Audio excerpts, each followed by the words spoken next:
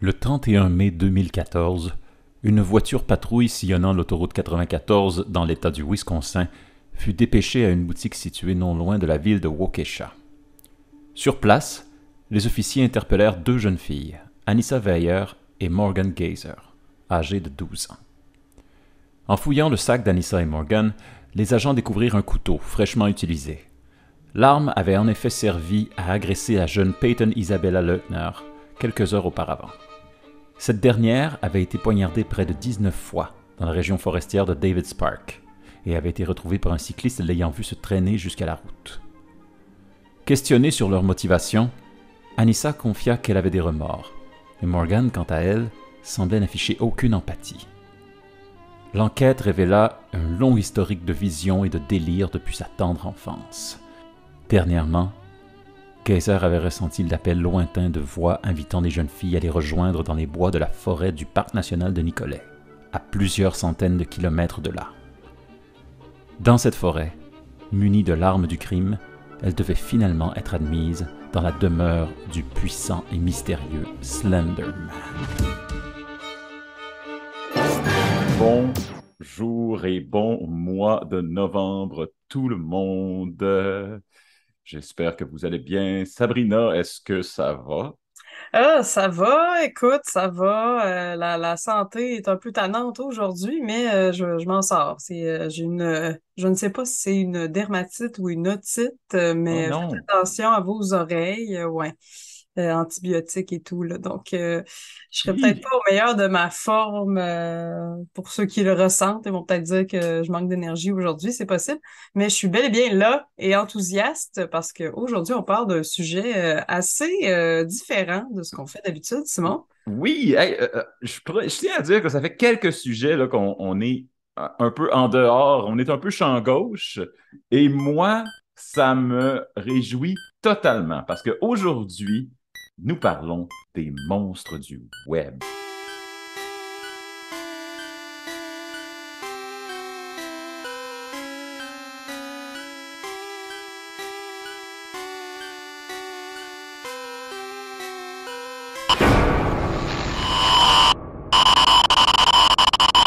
Yeah, les monstres du web, parce que c'est Oui, les monstres les plus difficiles à attraper, hein. Faut fouiller, faut faire des recherches pour savoir leurs origines, pour démystifier ce qui est vrai de ce qui est faux. Très intéressant au niveau C'est comme une nouvelle façon d'avoir des mythes, en fait, quand tu y penses. Là. Avant, ben c'était... oui, et ça, moi, c'est ce qui me fascine le plus parce que sont durs à attraper, sont durs à comme catégoriser, mais ils Souvent habitent un sur le peu... web.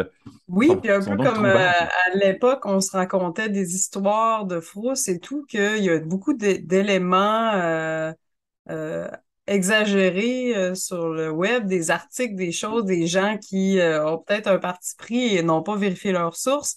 Donc, c'est tout un labyrinthe pour s'y retrouver.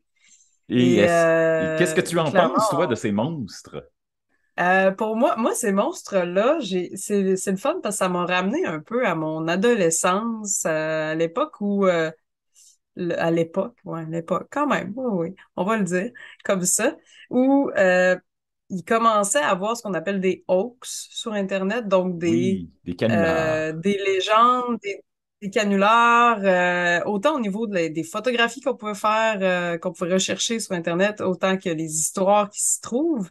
Donc, pour moi, l'adolescence, souvent, tu tombes sur un site web, puis c'est, hey, c'est vrai cette affaire-là, puis des choses creepy, ce qui amène au creepypasta, qui y en a des centaines de milliers de 2 milliards, je sais pas combien il y en a, mais il y en a en petit pépère.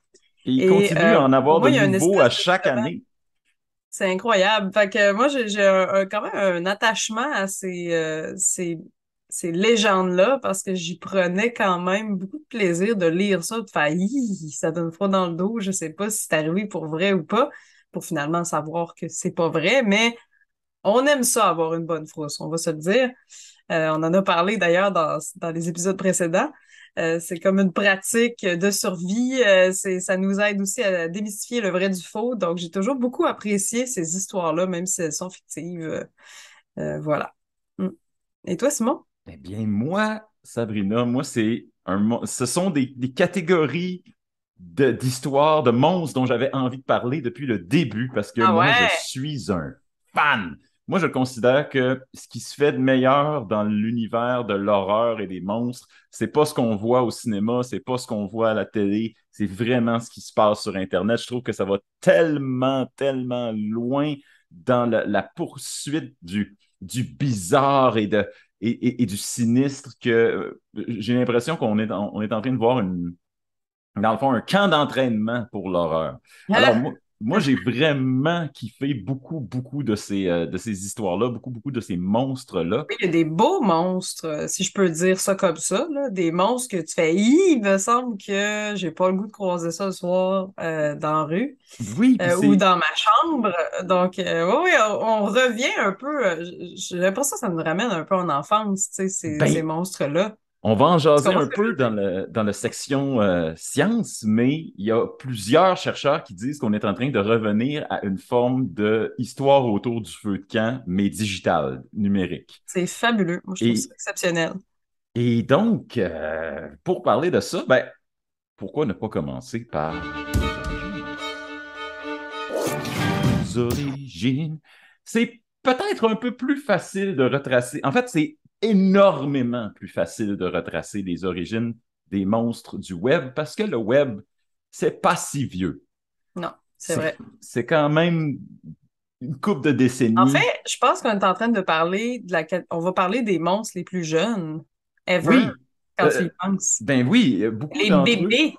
Ouais, des bibi monstres. les bébés monstres. C'est quasiment cute, tu sais. Beaucoup de ces monstres-là existent depuis, en fait, sont plus jeunes que toi et moi. Mm. Sans pour vouloir dire qu'on est vieux, mais les monstres existent depuis moins longtemps que nous. Mhm. Et donc, moi, je me suis intéressé de mon côté beaucoup au creepypasta, à cette espèce de légende, de pépinière à légende urbaine-là. Mhm. Je pense que tu t'es intéressé beaucoup aux challenges puis aux espèces Ouais, ben spirales. j'y reviendrai parce il y a quelque chose qui relie ça, mais oui, aux légendes urbaines puis ouais, aux challenges, on va dire ça comme ça. Absolument. D'accord. Parce que c'est deux aspects d'une même médaille qui prend naissance sur les forums de discussion et qui s'étale dans le monde et qui, même des fois, de façon un peu inquiétante, tend à virer vers le monde réel. Mhm. Et ça pour moi, là, ça, c'est là que l'histoire prend des ampleurs incommensurables, là, mais on va y arriver. Alors, tout d'abord, moi, je me suis intéressé au creepypasta. Si vous n'avez jamais entendu ce terme-là avant, on ne vous en veut pas. C'est un terme en anglais approximatif, euh, Mais c'est italo-anglais. quoi des creepypastas, sinon? Eh C'est-tu une bien, sorte de pâte?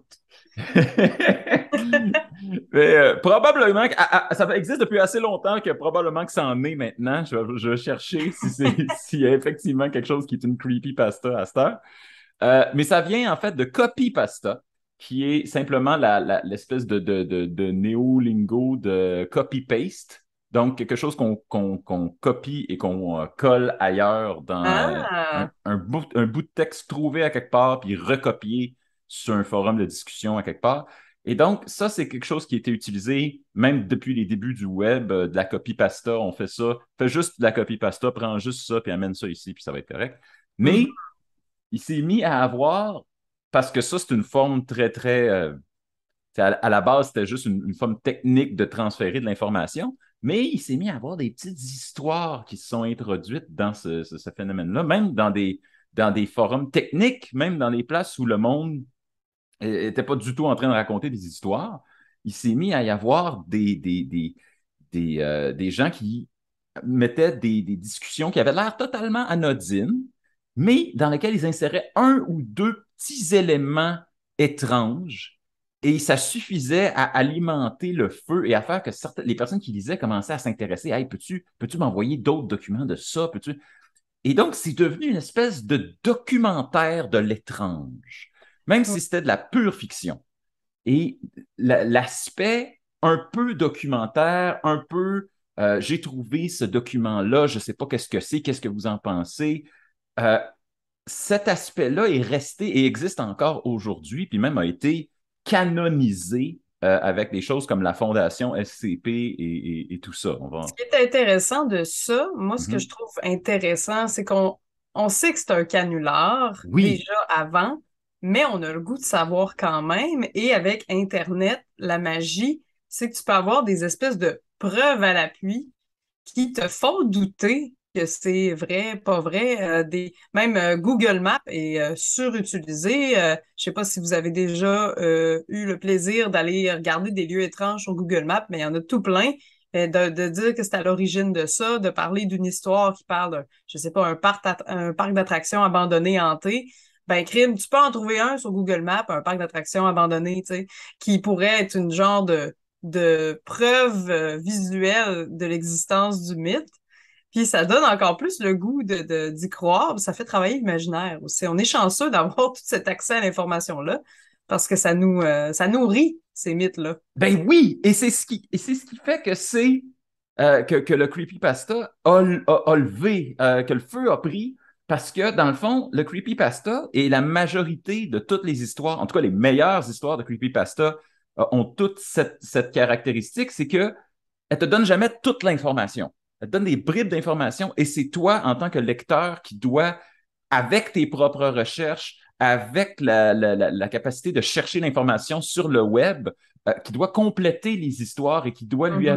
leur ajouter le sens que tu y vois. Absolument. C'est très interactif comme méthode. Et tu l'as dit tantôt, même si on connaît les originateurs, parce que dans plusieurs cas, on sait qui a créé les monstres, on sait qui a créé les histoires, on connaît leur nom, ou du moins leur pseudonyme web, on est capable de les retracer. C'est pas un mystère. On sait d'où ils viennent, mais même à ça, l'imaginaire fait en sorte qu'on se prend au jeu, puis à un moment donné, on fait Hey, tout d'un coup, c'est vrai. Tout Ah d'un ouais, coup, ouais. c'est pas juste une histoire. Puis c'est encore un bel exemple d'épisode où je fais mes recherches le jour parce qu'avant de me coucher, ça donne des bizarres d'images. Et vraiment, et en plus, là-dedans, il y a des images. Et souvent, les images, les vidéos, les documents d'archives sont à l'origine de l'histoire. Ouais. Et c'est d'ailleurs une chose qui caractérise le creepypasta, c'est que souvent, il n'y a pas seulement un créateur, il y en a plusieurs. Il y a les personnes qui ont fait des images, puis ensuite, il y a les personnes qui ont écrit des histoires sur ces images. Ensuite, il y a des mondes qui ont fait des vidéos sur les histoires écrites sur ces images. Ah ouais, c'est fou. Et la chaîne se perpétue et se perpétue et se perpétue. Des belles œuvres collectives. Oui, Oui, c'est merveilleux. c'est vraiment cool.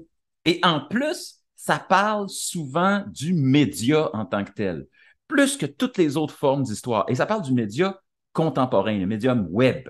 Parce Mhm. que ça parle de quoi? Ça parle des vidéos trouvées sur YouTube. Ça parle des documents dans les vieilles versions, les vieux sites oubliés du web. Ça parle beaucoup de jeux vidéo. C'est Ah oui. d'ailleurs à peu près le seul monstre qui est concerné par les jeux vidéo. Ben oui et non, parce que il y a quand même beaucoup de monstres dans les jeux vidéo qui, je Vrai. pense, ont réussi à en sortir, si on veut. Là, je pense aux monstres de Silent Hill, par exemple, qui, euh, qui se sont un peu frayé un chemin ailleurs que dans Ben, le jeu moi, de quatrième. moi, personnellement, de mon avis, moi, je trouve que les monstres de Silent Hill ont quelque chose de creepypastesque. Absolument, Je trouve. absolument. D'ailleurs, pour info, parce que je suis une grande passionnée de cet univers-là qui est Silent Hill, Mm. les monstres ont été analysés, en fait, ont été un peu pensés par des créateurs de jeux, mais aussi par des psychanalystes. Donc ça, c'est le fun de savoir ça, que la majorité des monstres, soit n'ont pas de visage ou ont des éléments troublants qui vont créer un malaise psychologique chez la personne qui l'aperçoit.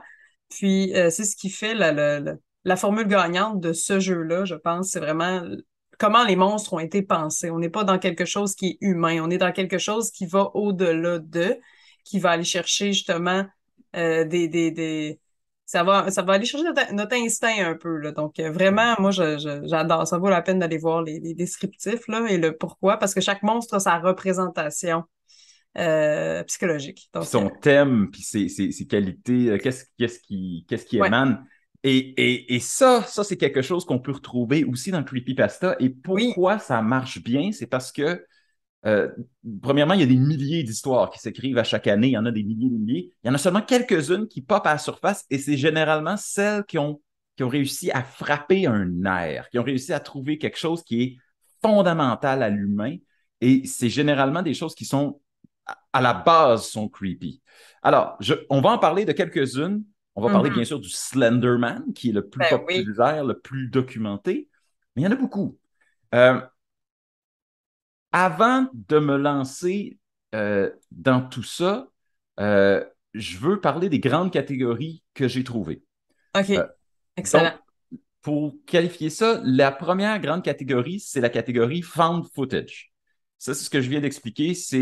Il y a des creepypastas qui sont écrits, parce qu'un creepypasta, c'est une histoire à la base, mais qui se base sur des photos ou des vidéos qu'on a retrouvées. Et des fois, c'est complètement fabriqué. C'est la personne qui a écrit l'histoire qui a fait ça. Mais des fois, c'est des vraies photos, des vrais phénomènes qu'on a récupérés. On se dit, hey, ça, c'était peur, hein? Qu'est-ce que c'est ça? Je pense entre autres à la fameuse statue en plâtre d'une espèce de poupée pour enfants qui est dans un parc d'attractions abandonné. Les parcs d'attractions abandonnés, c'est une source C'est malade, c'est épouvantable.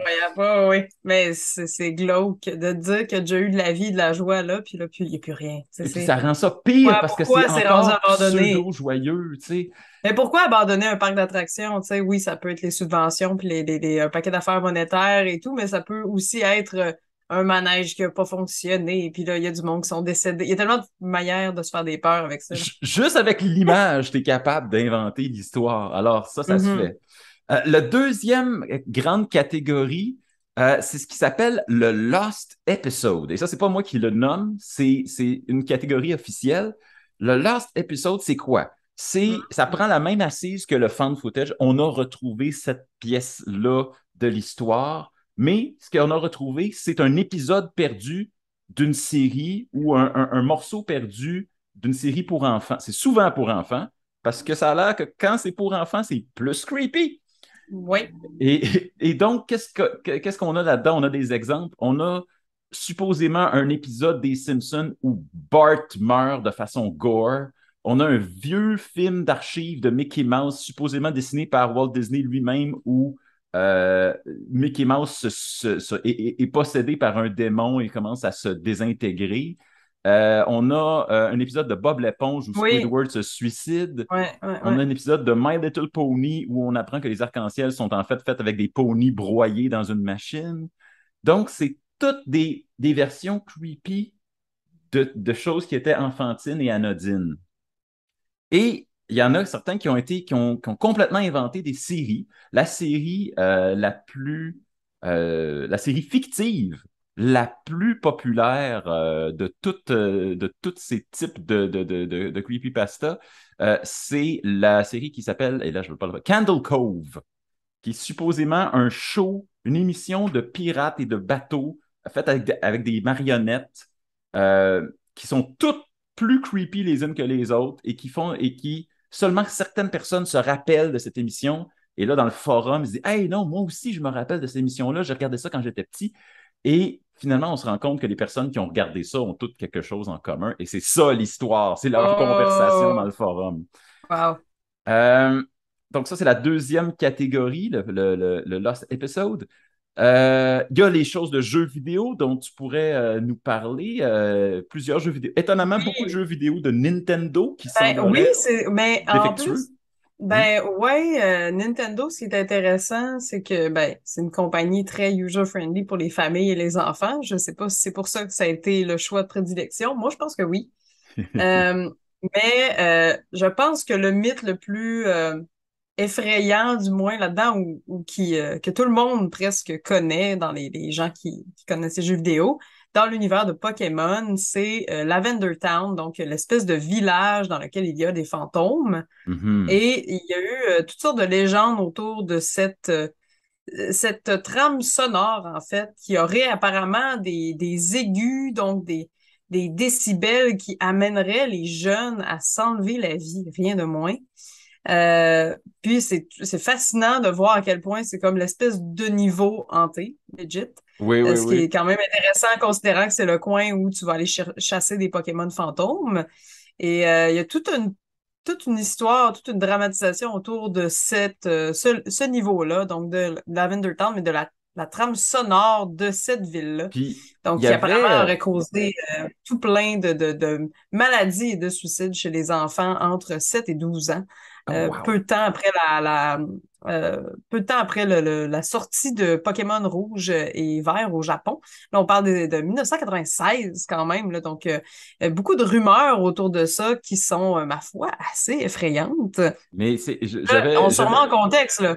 On j'avais est en aussi... 1996, là, puis là, on entend des choses par rapport à ça, tu sais, mais ça a passé dans le journal et tout, là, parce que Mais je les savais gens... aussi qu'il y avait la chanson, il y avait supposément dans cette histoire-là le fait que si tu restes assez longtemps avec ton personnage dans Lavender Town, à un moment donné, la chanson se transforme et devient glauque. Ouais. Et j'avais entendu la version glauque, la version ajustée de cette chanson-là, et c'est Oui, vraiment creepy.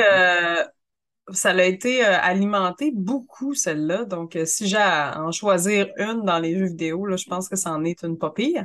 Euh, Puis voilà. Donc, Oui. je ne sais pas si je peux continuer dans. Ben là, tu n'avais pas fini tes grandes catégories. Non, mais j'ai pas fini, mais on va arriver dans, je pense, le plus, ce qui nous intéresse le plus, parce que on va arriver dans les cryptides. Ça, c'est les vrais, les monstres. Alors, il y a vraiment une Mhm. catégorie où, là, on découvre une créature et cette créature-là, et c'est littéralement une créature meurtrière ou une créature qu'on n'a jamais vue avant. Et c'est là qu'on rencontre les Slenderman, les Siren Head, le Rake, le Expressionless, qui sont toutes des monstres qui apparaissent tout d'abord en forme de photos ou, ou qu'on voit en visuel ou que supposément quelqu'un aurait rencontré, qui serait introduit dans sa maison pour lui murmurer à l'oreille pendant qu'il dormait. Toutes des affaires extrêmement creepy et certaines qui ont Et simplement... intrusive aussi. et intrusives Oui. et certaines qui ont été littéralement inventées par des artistes. Et on sait qui sont ces artistes, on sait pourquoi il a été inventé, mais ça n'a pas empêché la légende urbaine de se propager. Je pense que tu en connais une très, très bien. Oui, en fait, notamment le Momo Challenge. Qu'est-ce que c'est Donc, le Momo Chat? le Momo Challenge, en fait, c'est tire un peu ses origines complètement de pas un creepypasta du tout, là, dans le sens où c'est une sculpture d'environ 1 mètre de haut qui a été créée par Keisuke Aizo, euh, qui avait pour but de représenter pas un yokai, mais si on veut, donc une créature japonaise de mythe japonais. Mhm. Et elle faisait partie, donc, ce Momo-là. Là, je pense pas que ça s'appelle Momo. En fait, je pense que c'est la maman oiseau, un truc comme ça, le nom. Et il y a quelqu'un qui a pris une photo de cette sculpture-là, qui a un visage effrayant aux yeux enfoncés et tout. Donc, cette sculpture-là a été créée pour faire peur, mais dans un contexte d'exposition d'œuvres d'art japonais. Et elle faisait partie de tout plein d'autres créatures autres Donc, là-dedans. on sait d'où elle vient. C'est clair, le contexte est connu, il n'y a Exact. rien de mystérieux là-dedans. Mais il y a des intimidateurs sur le web qui se sont dit que ça allait être une belle opportunité de faire peur et ils ont créé ce qu'on appelle le Momo Challenge. Là, je tiens à dire aux gens, paniquez pas avec ce genre de canular-là, parce que c'est un canular. En fait, il y avait possibilité d'appeler Momo sur WhatsApp et c'est Momo qui te répondait. Donc, c'était une photo, donc une image animée de cette sculpture-là qui fait vraiment, vraiment peur, là, quand même visuellement et qui te proposait toutes sortes de défis, qui te faisait des menaces, qui te demandait où tu habitais, qui disait qu'elle allait venir tuer tes parents, des affaires comme ça. Puis c'était majoritairement les jeunes enfants qui étaient ciblés, donc préadolescents. Puis là, c'est très important de garder en tête que ce genre de challenge-là, en fait, il n'y a pas de mort rapportée à ce monstre-là. On parle plus d'une paranoïa collective. Donc, c'est simple, les enfants en parlent à l'école ou sont au courant, ils sont curieux, ils font des deux, trois recherches, mais au final, il n'y a jamais eu de mort liée à ce challenge-là. Donc, c'est vraiment, majoritairement, ça a même passé dans le Journal du Soleil, en fait, ce monstre-là, parce que les gens à l'école paniquaient. Tu sais, les parents se disaient, ça y est, tu sais, mais mon enfant a parlé avec Momo, en tout cas, qu'est-ce qui se passe et tout. Puis, tu sais, c'est effrayant, tu sais pas d'où ça vient. Quelqu'un qui t'appelle sur WhatsApp ou sur un autre, peu importe la plateforme, t'as un visage épeurant qui te propose un challenge avec une voix modifiée. Mais derrière tout ça, ça reste des intimidateurs, des gens qui veulent faire peur ou qui veulent frauder carrément. Et c'est ça. Donc, beaucoup plus de peur que de mal, vraiment. Ben oui, puis c'est même pas, on sait même pas vraiment si cette vidéo-là existe. En fait, si ce site-là existe, on sait même pas si c'est vrai. Ça pourrait être une pure histoire, mais c'est devenu tellement viral que c'est Mais devenu vrai.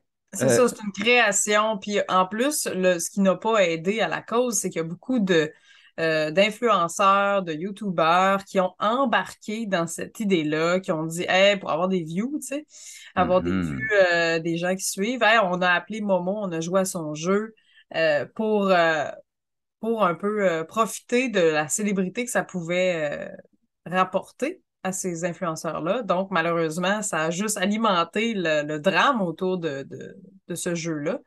Fait que c'est ça, quand même, hein. Ouais.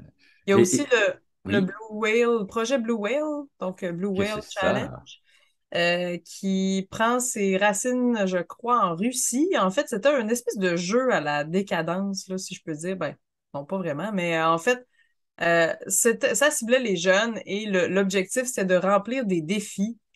Donc, les jeunes pouvaient jouer à ça, puis il y avait des trucs vraiment anodins, là, genre dessiner une baleine. Mais ça allait très, très loin jusqu'à l'ultime challenge, donc la dernière étape de ce jeu-là à étape, c'était en fait de commettre le suicide, littéralement. Il y a 3 personnes qui ont été arrêtées pour pousser des gens au suicide.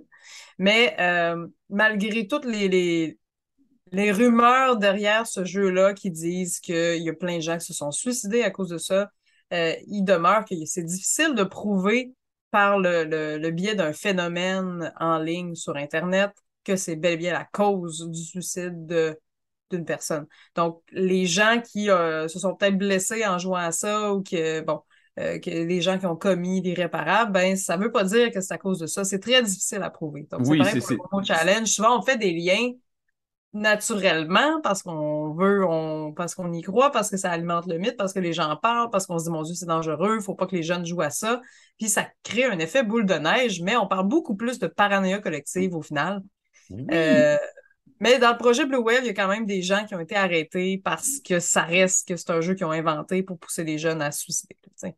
Mais en fait, on n'est même pas sûr que c'était ça leur objectif. Eux autres, ils étaient Non, c'est juste en ça. train d'essayer de pousser le creepy. Ils étaient en train d'écrire un creepypasta, dans le fond. Ben oui, c'est ça, Puis, mais tu sais, c'est allé très loin, même trop loin. mais c'est Mais, ça. euh, mais tu sais, on n'a aucune preuve, et ça pour tous les mythes du genre sur Internet que vous avez croisés, il n'y a aucune preuve et c'est extrêmement difficile de déterminer la cause d'un suicide, ce qui fait que, ben, il n'y a pas de preuve que c'est ça qui est derrière, tu sais. Fait que Mais si les jeunes, tu sais, de dire que les jeunes sont influençables puis ils vont commettre un geste comme ça à cause de ça, c'est quand même assez extrême, là. c'est encore un peu accuser la musique métal de faire de Ah ben, corrompre la parce jeunesse, que tu sais. c'est terrifiant de se dire que un intimidateur caché derrière son écran peut créer un jeu comme ça, puis que les jeunes vont participer, puis vont aller jusqu'à se mutiler ou se tuer littéralement. Là, je veux dire, on s'entend, c'est extrême, là. Oui, Fait que je pense que n'importe qui entend parler de ça panique, puis se dit, ça y est, c'est dangereux pour l'humanité. Tu sais. Fait que je pense que on alimente beaucoup ces mythes-là, en fait. C'est fou, hein? Mm. Ben, moi, c'est ça qui pique le plus ma curiosité face au ben, pas juste au creepypasta, mais au phénomène Ouais. Internet comme ça. C'est leur tendance à sortir de l'Internet. Et Mhm. là, ça m'amène au porte-étendard du creepypasta. Il y a du monde qui écoute le podcast depuis le début, ils se disent, voyons, sont où les monstres? Bien, allons-y avec le plus célèbre d'entre eux, qui est le Slenderman, qui est une création. On connaît son auteur d'origine. Ça a été créé en 2009 par Victor Surge, son vrai nom c'est Eric Knudsen, sur le forum de Something Awful. Et c'était pour un concours de photos paranormales. Alors, soumettez vos photos qui font quelque chose de bizarre, qui semble paranormal. Donc, c'était un concours, on le savait, ça impliquait de la manipulation, du Photoshop. Et Victor Surge a déposé deux photos qui étaient cette espèce de grand personnage très loin dans un background avec les enfants qui jouent en avant-plan. Une espèce de grand personnage en costume, costard, cravate, euh, qui semblait ne pas avoir de visage. Et juste sa présence dans le décor le rendait euh, déjà énervant, déjà dérangeant. Mais en plus, et c'est ce qui a lancé le bal du creepypasta dans ce cas-là, c'est que Eric Knudsen il a mis un sous-texte en disant que ça, c'était des photos d'archives qui avaient été prises pas loin de Sterling City avant un incendie aux États-Unis. Et donc, ça a fait boule de neige et ça a créé pas juste une photo bizarre de oh, regardez ce que j'ai fait, mais vraiment comme un faux document d'archives. Et ça a lancé le creepypasta, ça a lancé les histoires. Et là, les créateurs se sont ajoutés et on s'est mis à en ajouter et en ajouter. Au personnage de Slenderman. Alors, Slenderman, c'est quoi? C'est ce grand personnage, costume, cravate, pas de visage. Quelquefois, on le représente avec des tentacules. Supposément il se tiendrait dans les forêts des États-Unis et qui kidnapperait fréquemment des enfants. Euh, Ensuite, il s'est mis à y avoir plusieurs associations avec des espèces de figures historiques qui auraient existé depuis la nuit des temps. Euh, mais tout ça, c'est faux. Il n'y a rien du Slenderman qui existait avant. Tous les documents qui ont été trouvés par la suite pour dire, oh non, en fait, c'est une créature qui existe depuis super, super longtemps. Ça a tout été inventé. Et, mais ce qui se passe avec le Slenderman, euh, premièrement, c'est qu'il s'est mis à se répandre au-delà des frontières d'Internet. Il a son propre jeu vidéo. Il a apparu Mhm. dans moult Jeu séries. vidéo qui n'a pas des graphiques extrêmement impressionnants, mais on se prend au jeu vraiment parce que tu peux pas courir dans ce jeu-là. Déjà en partant, tu peux pas courir, fait que tu peux pas t'enfuir, puis tu dois récupérer des pages de dessins Oui, vraiment pour pouvoir t'en sortir et c'est vraiment flippant quand même là, ça vaut la peine. c'est absolument terrifiant. Ça a été Ouais, ouais, ouais, voté dans le top 10 des jeux vidéo les plus terrifiants de tous les temps. quand même. Et je pense que le fait que ça ait des mauvais graphiques rend ça pire. Ça rend Mhm. ça plus épeurant parce qu'on dirait que c'est pas fait exprès. On dirait que tout est un peu Ouais. euh, tout est un peu artificiel. Ça rajoute à l'effet de- d'in- j'ai juste le terme anglais uncanny, mais l'espèce de pas normal de cette histoire-là. Ouais, ouais, ouais.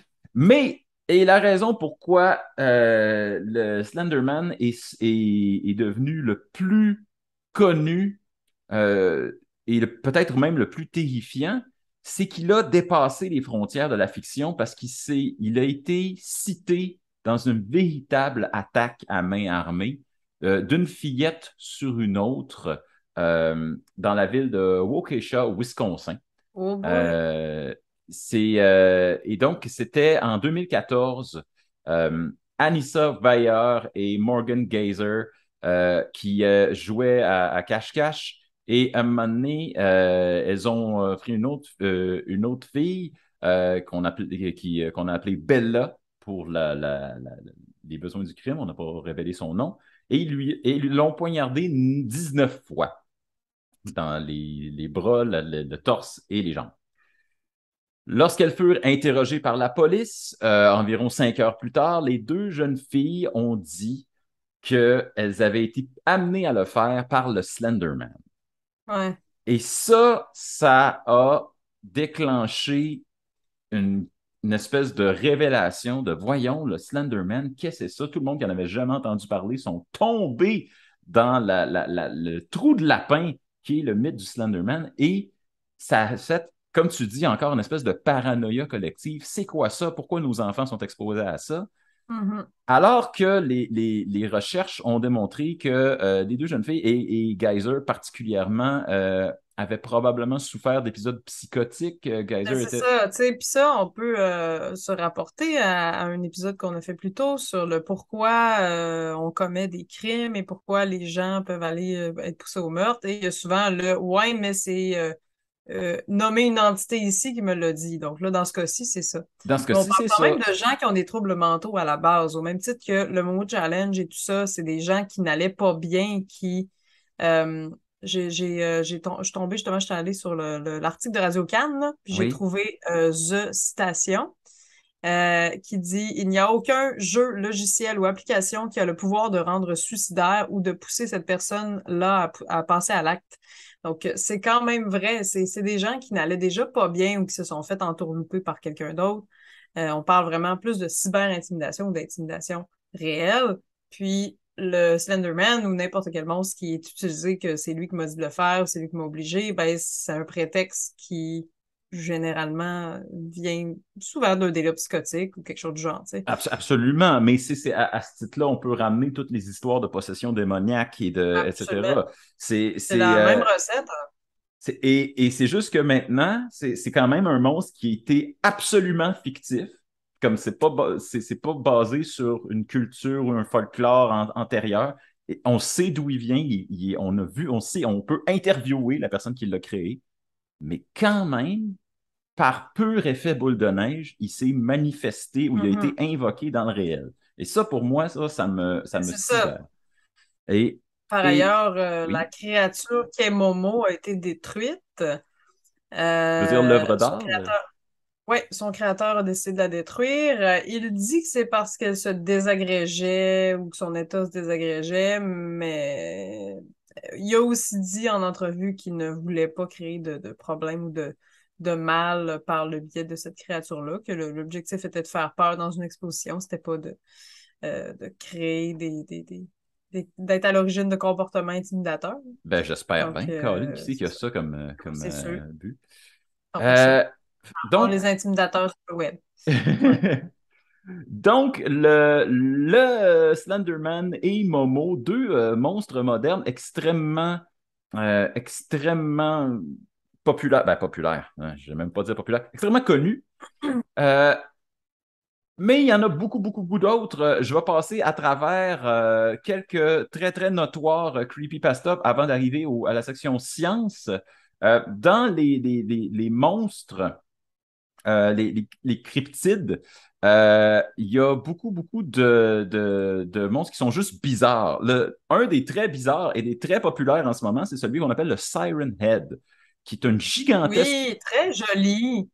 Je le trouve beau, mais dans le sens où c'est un beau design de monstre. Il fit tellement dans Silent Hill, justement. Oui, lui est très Silent Hill-esque. Fit, oui. Il y a deux haut-parleurs Et à la puis, place de la tête. Et je pendant tiens la à journée, il dire, se fait passer pour un poteau électrique. Oui. moi, la première fois que j'ai vu ce monstre-là, là, c'était quelqu'un sur échasse qui avait un costume de ça. Fait que Oh, je l'ai vu ouais. en vrai. Puis Oh, j'ai fait ouais. Waouh! Et j'étais convaincue que c'est une créature de Silent Hill. Donc, Mais ça a l'air de voilà. ça. Incroyable. Mhm. Encore une fois, on parle d'une créature qui hante la forêt, mais pas, on parle pas de la forêt profonde, on parle pas de la jungle amazonienne, on parle de la forêt au Minnesota, là. On parle qui se confond dans la nature, dans le fond, qui se confond avec des poteaux électriques et qui émet des ondes radio, des signaux radio avec ses haut-parleurs pour appâter les gens.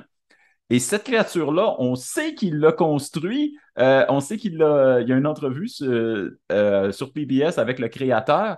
Et lui, ce qui l'a inspiré, c'était les stations de radio, number radio station, qui sont eux-mêmes un phénomène extrêmement bizarre de stations de radio laissées à l'abandon qui font juste diffuser des chiffres. Ben, sans aucun. Des fois, Mhm. si vous scannez avec la radio, vous pouvez tomber sur ça. C'est comme une séquence de chiffres. Des fois, c'est des séquences de chiffres en russe. Et c'est bizarre d'entendre ça à la radio pour aucune raison. Il dit ça, ça m'a fasciné. Et je me suis dit, mais quel genre de créature fait ça? Et ça, c'en est une des plus populaires. Bon, il y en a d'autres. Il y a le Rake, qui est supposément un humanoïde qui entre dans votre chambre et qui vous murmure à l'oreille juste alors que vous êtes en train de dormir avant de vous dépecer. Il y a des choses qui ne sont pas du tout des monstres, mais qui sont extrêmement fascinantes. Il y a l'histoire de Ted the Caver, Ted le spéléologue, qui est Oui, c'est ça. le Ted le spéléologue, qui est une personne dont on suit le blog et qui explore des cavernes pas loin de chez eux. Puis plus il descend dans les cavernes, au fur et à mesure que le blog avance, plus il découvre des choses étranges, des symboles. Il entend d'autres créatures dans la caverne. Puis là, ça finit qu'il décide que la prochaine fois qu'il va retourner, il va se traîner une arme parce que il a peur, il y a un de ses amis qui est devenu fou. Euh, il y a Russian Sleep Experiment, l'expérience de sommeil russe, qui serait supposément un document relatant une expérience qui a eu lieu en Sibérie durant la Deuxième Guerre mondiale, où on a empêché des prisonniers de dormir pendant une quantité impossible de temps. Puis à la fin, quand ils ouvrent la porte, les prisonniers sont venus fous, voire même démoniaques. Il y en a qui se sont arrachés des morceaux qui ont de l'air de des créatures de films d'horreur. C'est absolument... Tout ça est faux. C'est une pure création. C'est un creepypasta, mais ça se donne des airs de documentaire. Euh, Quelques-uns que j'aime beaucoup, c'est l'histoire des backrooms. Je ne sais pas si tu sais c'est quoi ça, Sabrina. Non, pas du tout. Supposément que juste en dessous de la réalité, il y a un complexe infini, un labyrinthe infini de corridors beige euh, avec de la vieille carpette qui ressemble à des bureaux du gouvernement et dans lequel tu peux te perdre pour à jamais si tu tombes dans les fissures du réel. Ah, wow. Il y a un excellent mini-film d'horreur qui a été fait avec ça. J'en reparle dans la section culture. Et pour terminer, un dernier exemple, il y en a mille, il y en a des millions, mais Mhm. derniers exemples et qui, moi, me font absolument frémir, c'est le duo de Local 58 et Gemini Home Entertainment. C'est pas la même histoire, mais c'est deux creepypasta qui utilisent le même principe de vidéos trouvées ou d'archives vidéo qui datent des années 80-90. C'est du vieux VHS, ça ressemble à du vieux VHS, c'est des effets spéciaux cheap, euh, mais ça relate des phénomènes comme un scénario de fin du monde. C'est pas totalement clair qu'est-ce qui se passe, mais plus on avance dans les différentes vidéos de ces deux entités-là, plus on se rend compte que c'est la fin du monde, mais tout est présenté à travers comme un bulletin de nouvelles qui se fait hijacker, qui se fait détourner pour amener vers des nouvelles de plus en plus étranges, des phénomènes de plus en plus euh,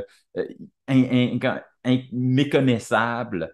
Et dans le cas de Gemini Home Entertainment, ça inclut des jeux vidéo, ça inclut du texte, ça inclut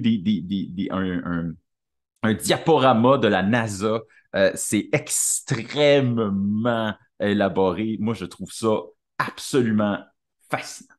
Moi, il y a aussi Robert, la poupée diabolique, C'est ça. Robert the Doll, qui aurait inspiré Chucky, apparemment. Je sais pas si ça c'est vrai. Mais en gros, l'histoire, c'est que c'est une poupée qui a été créée par un serviteur dans une famille riche qui l'a confectionnée avec de la paille des tissus. Et un des garçons de la famille, dans le fond, l'a adopté et a commencé à s'y attacher de plus en plus. Jusqu'à ce que graduellement on se rend compte que la poupée commence à avoir change d'expression sur son visage, semble murmurer à l'oreille du garçon, même avoir sa propre voix, et ça devient assez monstrueux. Donc il commettrait, qui aurait éventré tous les autres toutous de la chambre et graduellement, ben Robert, dans le fond, passe de génération en génération. Et ce qui est assez sympathique et épeurant en même temps, c'est que Robert, dans le fond, dans son visuel, il porte un petit chapeau blanc, là, un peu de marin, puis il est fait en mousse.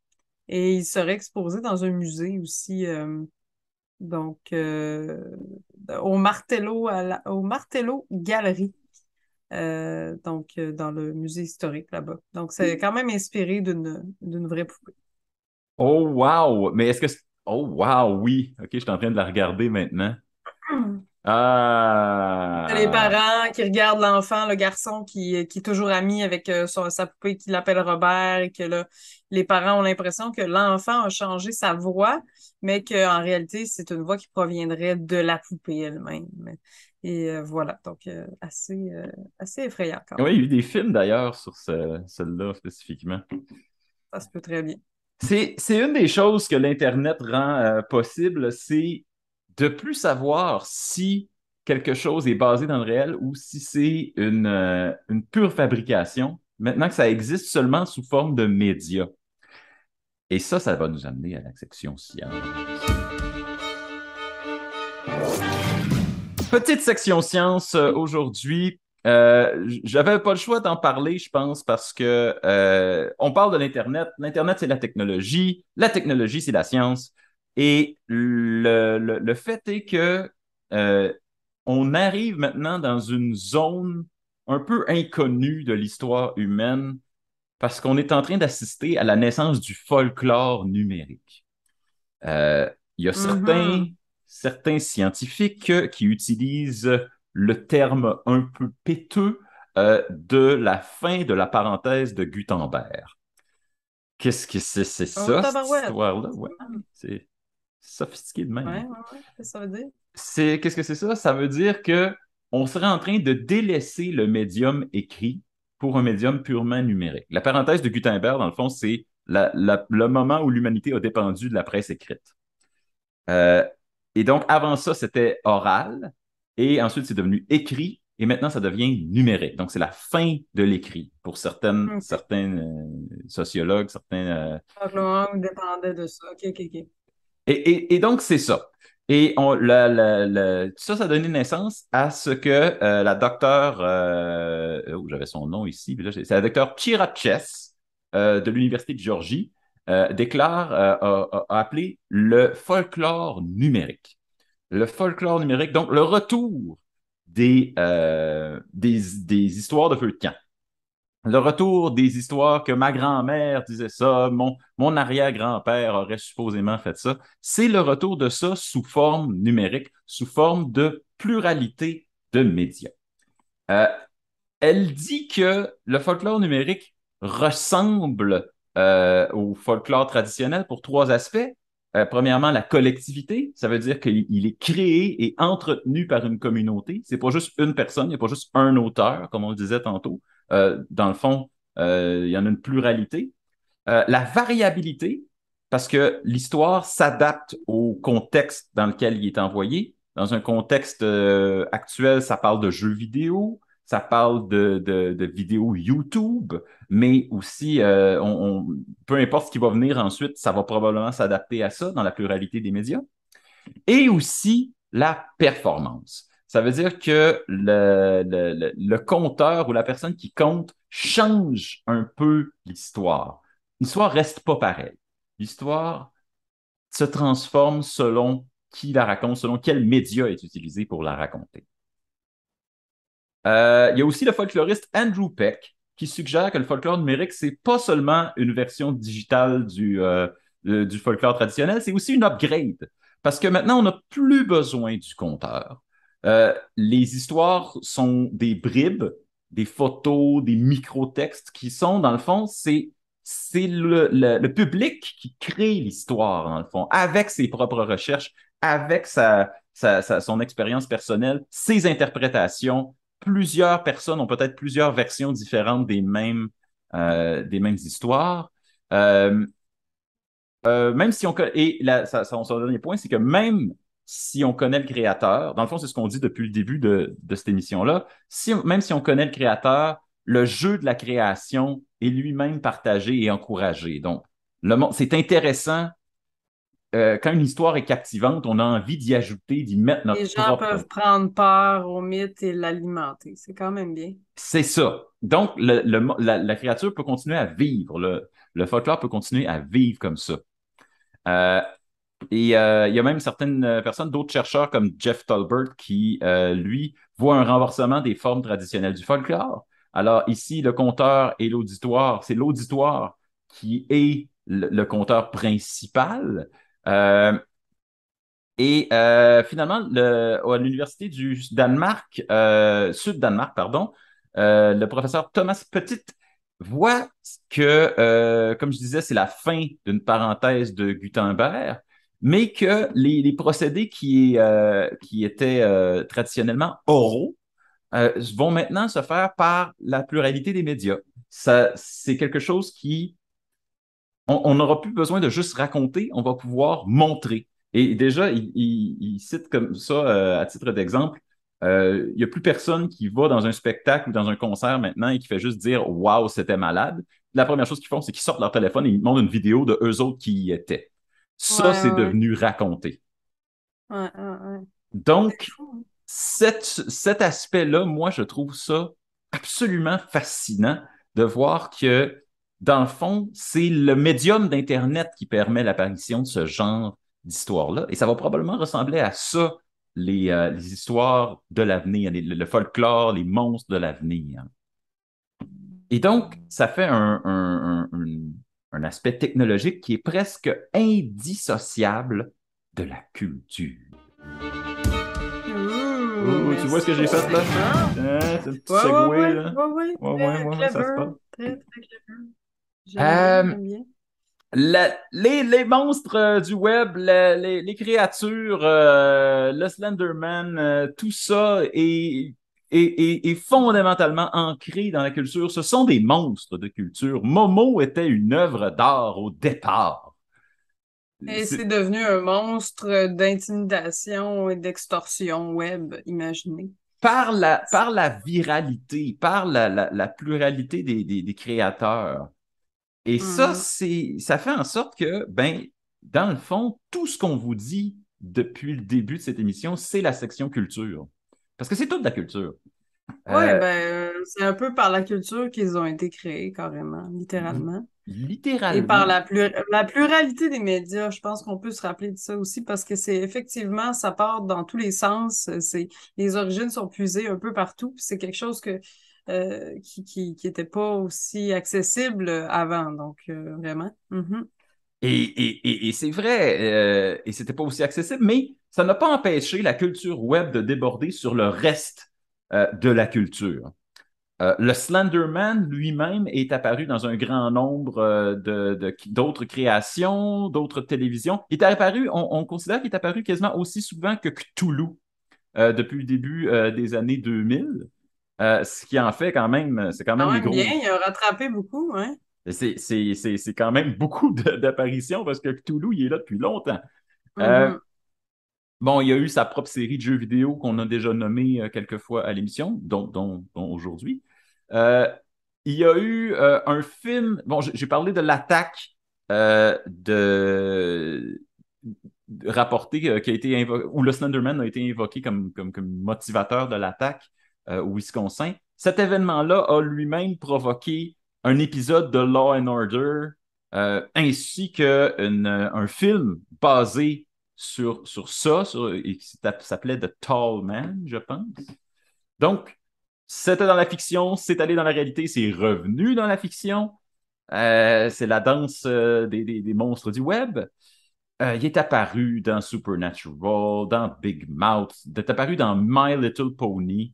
Ça fait 2 fois que je cite My Little Pony dans cette émission, il doit y avoir un Ah, problème. c'est à ne pas sous-estimer quand même, vu que c'est une émission pour enfants très, très connue, hein. Oui, Ben oui. oui! Euh, mais aussi, il faut savoir que le Slenderman lui-même ne vient pas de nulle part. Il a pas été, ce n'est pas une totale création ex nihilo. Il a été inventé en grande partie à cause par Lovecraft, Stephen King, les films Phantasm, le personnage d'espèce d'hôte épeurant de Phantasm a beaucoup inspiré, Silent Hill a beaucoup inspiré, et les créatures qui apparaissent dans un épisode de Buffy the Vampire Slayer. Hmm, Je ne sais pas si tu te rappelles de l'épisode-là qui s'appelle Hush. non, Et il pas y a des comme ça. créatures, je vais mettre l'image là en filigrane, là. Ce sont des créatures et vous pourriez vous dire, ah, mais ça, c'est inspiré du Slenderman. Mais non, c'est l'inverse. C'est le Slenderman qui s'inspire de ces créatures-là. Ah, intéressant. Le super-héros qui s'appelle The Question, les Men in Black, tout ça a contribué à la création du Slenderman. Ce sont des influences citées par le créateur. OK, cool. Euh, Ensuite, les creepypasta eux-mêmes ont inspiré, ont commencé dans les dernières années. En fait, je pense que tout ce que j'ai là sous les yeux, c'est toutes des affaires qui existent depuis les 7 dernières années. Ben, je te dirais que les... Ah ouais, pas plus que ça. Moi, je Ben, pense que oui. Clairement, au moins des années... ouais, ouais, plus que ça. moi, ce que je m'apprête à nommer là, c'est des influences qui datent de, je pense, la plus vieille, c'est 2015. OK. Je regarde ça. Ce que je veux vous dire, c'est les choses qui ont été créées à partir des creepypasta. Ah, OK, ouais, ouais. Donc, l'émission qui s'appelle Channel Zero, qui a eu, je pense, 3 saisons, euh, c'est une série d'horreur et c'est entièrement. Chaque saison est basée sur un creepypasta différent. La première saison était basée sur la série télé Candle Cove, dont j'ai parlé un petit peu plus tôt. Il y a eu d'autres saisons sur la Nowhere House. Donc, si vous trouvez des histoires intéressantes, ben, sachez qu'il y a d'autres mondes, des créateurs qui trouvent ça intéressant. La série Netflix Archive 81 s'appuie beaucoup sur un creepypasta où c'est une personne qui est en train de retracer une histoire, l'histoire d'un culte à travers des archives vidéo. Euh, je disais tantôt, les Backrooms ont créé, il y a eu un film d'horreur amateur qui a été inventé en l'honneur des Backrooms. C'est sorti en 2022. Donc, cette année, en janvier 2022, ça a été diffusé gratuitement sur YouTube. C'est là, vous pouvez aller le chercher. C'est un jeune garçon, un jeune homme qui se retrouve prisonnier des backrooms pendant 15 minutes. Ben, plus que ça, mais il filme pendant qu'il est dans les backrooms. Fait que vous pouvez explorer le labyrinthe avec lui. C'est ultra terrifiant. Je sais pas si le mot c'est terrifiant, c'est malaisant. C'est ça que c'est comme être pris dans l'Office national d'un ministère quelconque pendant à l'infini. Là, Mon pire cauchemar, être pris dans des bureaux du gouvernement. Et je te comprends. Les Backrooms ont également inspiré la série Severance, qui est en ce moment sur Apple TV, qui est une très bonne série où les gens doivent séparer leur identité au bureau et leur identité à la maison. Je sais pas si tu as eu le temps de regarder ça. Non? Mais c'est comme vraiment s'il y avait deux univers, ton univers au bureau et ton univers à la maison, et tes Euh, mémoires de un sont effacées quand tu arrives dans l'autre. Oh, wow. Fait que et bien sûr, ça ne reste pas comme ça, parce que le fun, c'est que ça merde tout cela. Mhm. Le film de Jordan Peele, Nope. Et on pourrait même dire la majorité des films de Jordan Peele, mais principalement son dernier qui s'appelle Nope. Je l'ai pas vu. J'ai vu passer, mais je l'ai pas écouté. L'as-tu vu? Oui, je l'ai vu et je vais peut-être vous. Non, je vais peut-être mieux de pas spoiler à ce moment-là. Mais je vais vous Non, dire spoil pas. que on pense que le film est à propos de quelque chose et c'est pas à propos de ça. En fait, c'est à propos d'un. Attention, spoil pas. J'essaye de pas spoiler, mais c'est très proche du territoire du creepypasta, ce qui se OK, passe OK, dans parfait, Nope. parfait. Et aussi du fait qu'on ne peut pas arrêter ça devient, le fait que les choses deviennent virales, c'est au cœur de ce film-là. OK, Donc, intéressant. plus on en parle, plus c'est un problème. Le jeu vidéo Control, auquel j'ai joué et qui a failli être mon jeu vidéo de l'année il y a une couple d'années, euh, c'est basé explicitement sur le dernier item dont je vais parler aujourd'hui, qui est la fondation SCP. Est-ce que tu sais c'est quoi la fondation SCP? Pas du tout. Alors, la fondation SCP, c'est ce que j'appelle une pépinière à creepypasta. C'est en ce moment, c'est un site Internet qui s'appelle Fondation SCP Foundation. SCP, ça veut dire, euh, oh mon Dieu, c'est Standard Control Protocol. Non, Standard Containment Procedure, la procédure pour contenir quelque chose. Alors, c'est supposément une agence gouvernementale dont le but est de contrôler et contenir les entités anormales. C'est pas Hmm. extraterrestre, c'est pas démoniaque, c'est autre chose. Qui sont toutes des creepypastas. Alors, vous avez comme un millier d'histoires. Je pense que le site, en ce moment, en recense 4200. Et c'est tout identifié par des numéros de dossier. Donc, SCP-00456, SCP-325, c'est Ah tous des ouais. numéros de dossier. Et c'est écrit avec c'est comme un jargon gouvernemental, drabe, sec, sec, sec. C'est comme si vraiment on avait écrit un rapport d'impôt sur le monstre du Loch Ness et ça rend ça pire. Ça rend ça plus creepy parce que c'est comme étudié d'un point de vue totalement neutre, même si des fois on raconte des absolues horreurs. Dans cette affaire-là, tout est Mhm. étudié comme le sujet, la tête du sujet a explosé, plusieurs autres personnes ont été dépêchées pour nettoyer la chambre. Et donc, c'est raconté de façon extrêmement drabe et il y en a des milliers. Et à chaque fois, c'est Ah des ouais. choses extrêmement étranges, comme un escalier qui a été trouvé en dessous d'une école qui descend à l'infini et dans laquelle il y a supposément quelque chose d'autre. Euh, une statue qui, quand vous arrêtez de la regarder, ne serait-ce qu'en clignant des yeux, elle va se déplacer. Elle ne peut pas se déplacer quand vous la regardez, mais dès que vous arrêtez de la regarder, elle va vous courir après. Hmm. Et donc, pour la surveiller, Ça ça fait prend Doctor Who, ça. oui, et ça vient de Doctor Who. C'est inspiré de ça. Et donc, plusieurs histoires, des fois des bonnes, des fois des moins bonnes, des fois des incroyables. Tout ça catégorisé par un système de classement incompréhensible. Cette chose est classée Euclide, cette chose est classée Keter. Qu'est-ce que ça veut dire? On n'en a aucune idée. Donc, c'est le vrai monstre dans cette série d'histoires-là, c'est vraiment la bureaucratie. Et ça rend ça absolument fascinant. J'adore ça. Je passerai des heures là-dessus. Excellent. Voilà. Excellent. Wow! Écoute, pour ce qui est de la suggestion de la semaine, moi, j'aurais deux trucs. Oh oui, go, go, go. Euh, un classique, si vous n'avez pas lu encore de Patrick Sénécal, je vous recommande fortement Hell.com. Donc, si vous Hmm. ne l'avez pas déjà lu, ça vaut le détour. Vraiment extrêmement graphique comme roman. Alors, pour public averti, c'est arrivé plusieurs fois que j'ai fermé le livre pour prendre une pause là, parce que je trouvais que c'était trop intense que mon cerveau m'imposait comme image. Donc, et dans le domaine du jeu vidéo, parce que j'ai vraiment pas le choix de faire une suggestion de jeu vidéo, étant donné la pluralité des médias. Yay! Ouais, ça va vraiment être dans les mots qui vont rester de ce podcast-ci. Je vous recommande fortement de jouer à Layers of Fear. Donc, qui raconte l'histoire d'un artiste qui revient chez lui et dans le fond, on découvre assez vite qu'il y a quelque chose qui va pas bien dans la tête de l'artiste en question. Donc, il y a des éléments de décor qui se déplacent, des choses qui apparaissent, qui disparaissent. Et il y a une progression psychologique très intéressante dans ce jeu-là. Jeu d'horreur, alors encore là, pour public averti. Je vous spoil pas le punch, mais oh my God, que j'ai trouvé ça très bien fait, très ingénieux et très effrayant également.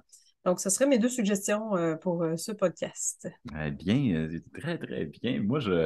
Je- écoute, il y a une quantité astronomique de jeux et de médias qui existent dans l'univers du SCP. Moi, pas juste du SCP, mais du creepypasta, du monstre web. Moi, j'ai décidé d'aller champ gauche et je ne vous recommande pas un élément du web, je ne vous recommande pas un dossier électronique, je vous recommande un livre. Un livre qui est antérieur au creepypasta, mais qui contient exactement la même essence. Et c'est le livre House of Leaves, La Maison des Feuilles. Ce livre, c'est une énorme brique. Ce n'est pas une lecture facile, c'est une lecture tough. Et c'est l'histoire d'un tatoueur, peut-être un peu vendeur de drogue sur les bars, peut-être un peu addict à son propre stock, qui découvre une pile de documents qui est écrit par un vieil aveugle qui habitait dans un appartement qui est mort et qui a fait une espèce d'immense travail de thèse de milliers et de milliers de pages sur une vidéo de quelqu'un qui a acheté une maison et qui a trouvé un labyrinthe infini en dessous. Et ça s'appelle la Maison des Feuilles parce qu'à partir du moment où on plonge dans le documentaire, dans cette maison où il se passe un phénomène absolument étrange, ça remonte le fil jusqu'au narrateur, jusqu'à la personne qui est en train d'écrire le livre qu'on lit, jusqu'au livre lui-même qui va se déformer, se transformer, l'écriture va raccourcir, allonger, tout dans ce livre-là va changer. Il y a des mots qui vont se mettre à être en couleur, qui veulent dire des affaires différentes. Et à la fin, à la toute fin du livre, il y a une annexe qui est écrite par la mère du personnage principal et qui nous dit que peut-être que rien de cela n'a eu lieu. Et peut-être que elle-même était dans un asile psychiatrique au moment d'écrire, et Oh, peut-être wow. qu'elle-même, ce qu'elle dit, c'est pas vrai. Donc, il y a une grande... C'est pas un creepypasta, mais on en ressort avec le même feeling de je veux en savoir plus, mais tout est tellement morcelé et non fiable. Ah, ah. Et voilà, c'est ma recommandation. Excellent. Merci, Simon. Ouais, super bel Merci, Sabrina. épisode. Merci à nos auditeurs, bien sûr. Suivez-nous.